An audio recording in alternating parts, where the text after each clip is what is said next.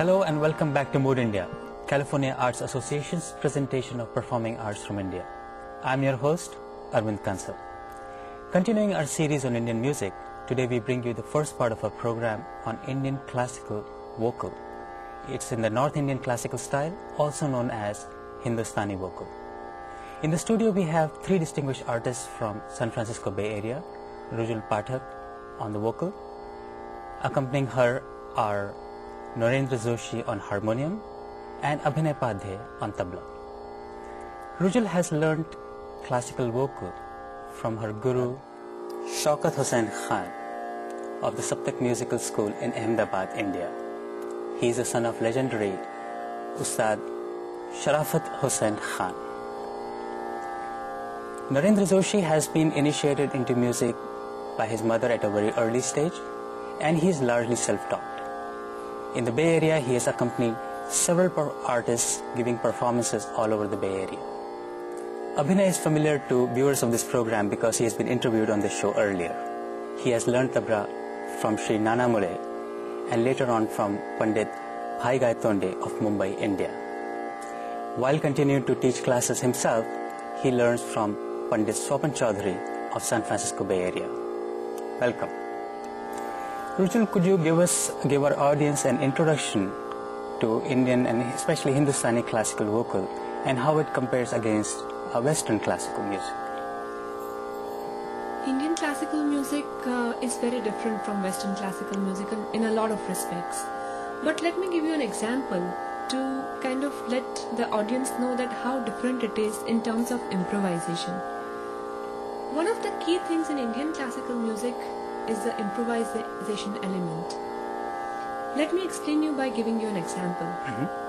Many years back at my home in Ahmedabad, my grandfather's American student visited us. He is a pianist himself and he wanted to listen to some live Indian classical music. When he heard a vocalist performing and a harmonium player accompanying him and the tabla player accompanying him, he asked me whether these three people were a team and how long they had been performing together.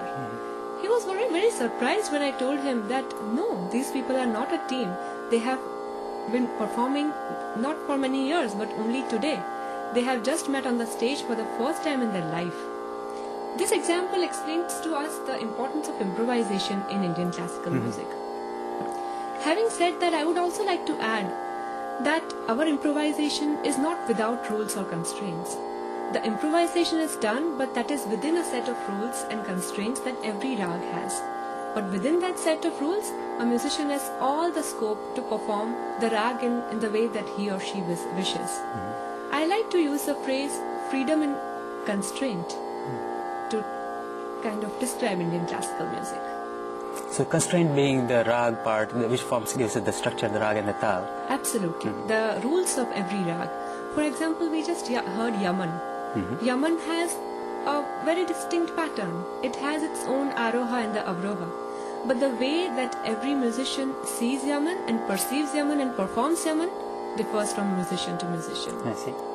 So for a person who knows Yaman, by listening to anyone perform Yaman, they would be able to recognize it instantly. Absolutely. In a performance, or let's say in Hindustani classical, what are the key elements?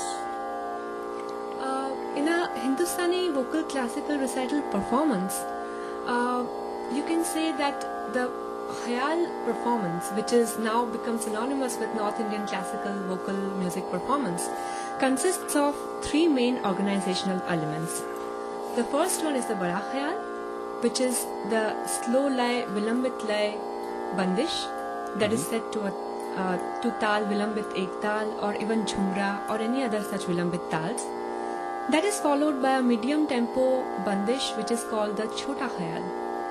After that, usually artists like to perform a Drut Khayal bandish to kind of tie the entire performance together. I would like to share with my viewers what my guru always tells me.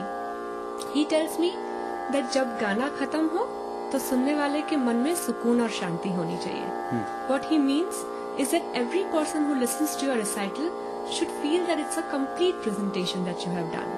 They should have a satisfaction of hearing a complete presentation. That, I think, is the beauty of our Indian classical music. So could you share with us, with our viewers, a piece of Bada Khayal? Sure. I would like to present a Bada Khayal in the rag Chandrakons. This is a night melody and it's a Madhyam Pradhan rag. I will request Abhinay ji to play a Vilambit Ektal with me, and we will be singing this bandish. The bols are Karan Tumre Balma.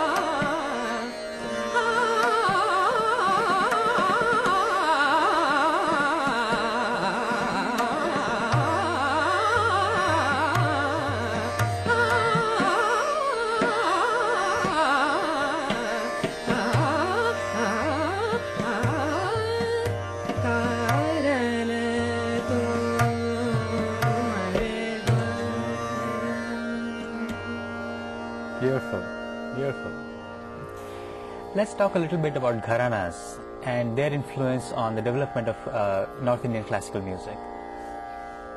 Gharanas are actually schools of music, you can say. Gharanas were formed many years back when there was the Guru Sishya Parampara. And also, it is important to note that Gharana is usually one family. It's an unbroken lineage of musicians.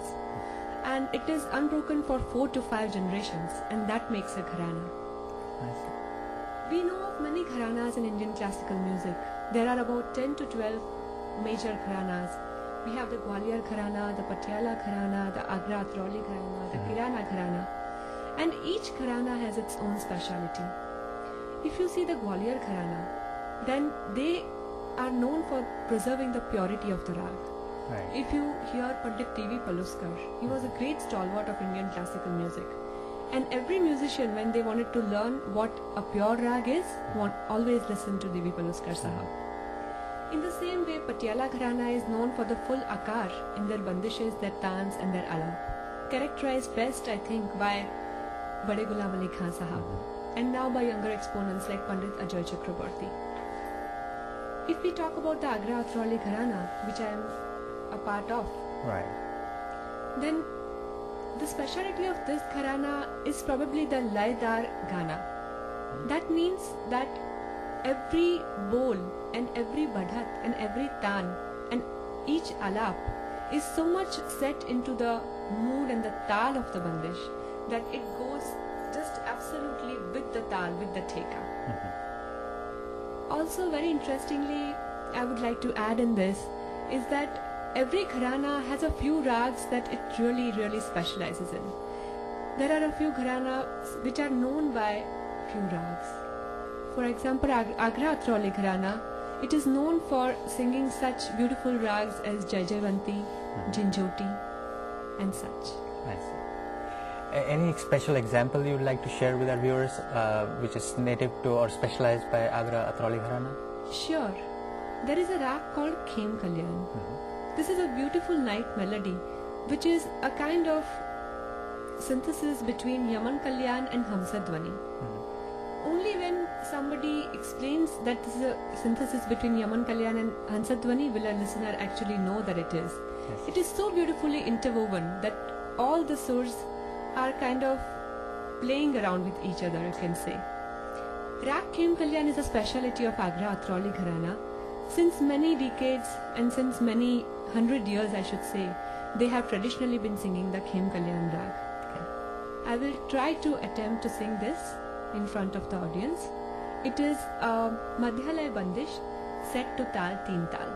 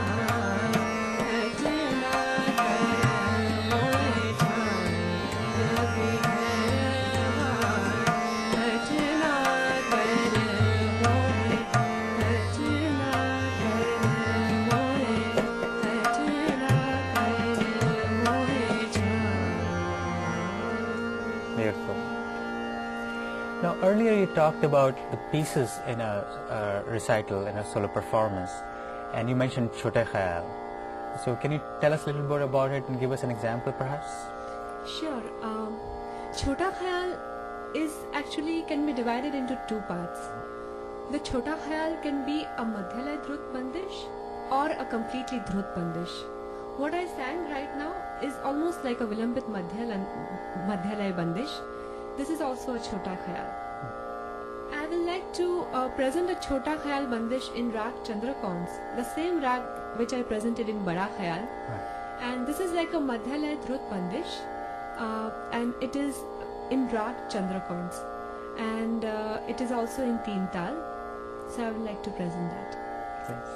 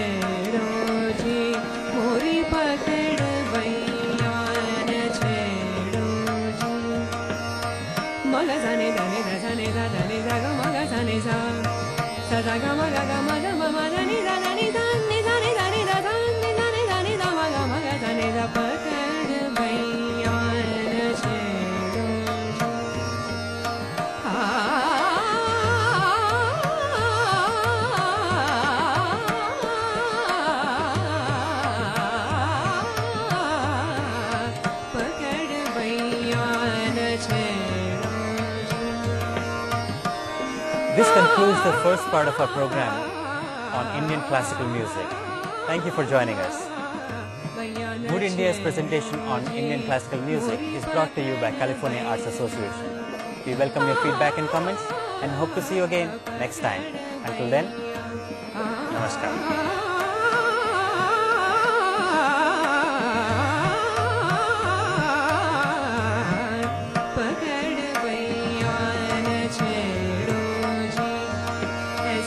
Padhye